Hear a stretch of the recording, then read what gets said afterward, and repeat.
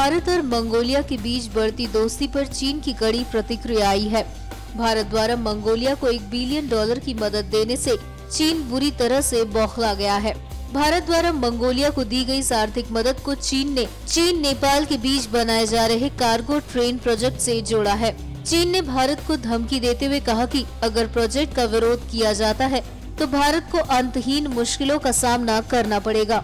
दरअसल इस प्रोजेक्ट के पूरा होने के बाद चीन को नेपाल में व्यापार करना आसान हो जाएगा, जिससे नेपाल में भारतीय सामान की बिक्री पर असर पड़ सकता है।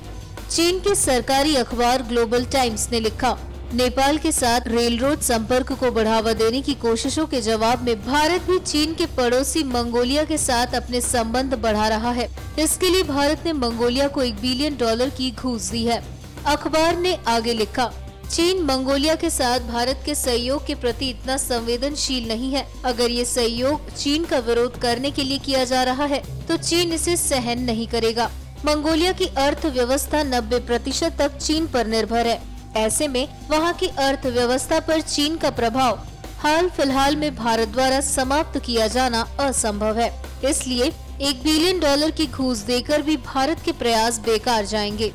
आपको बता दें कि तिब्बत के धार्मिक गुरु दलाई लामा की उलान बाटार यात्रा का विरोध करते हुए चीन ने पड़ोसी देश मंगोलिया की सप्लाई पर रोक लगा दी थी।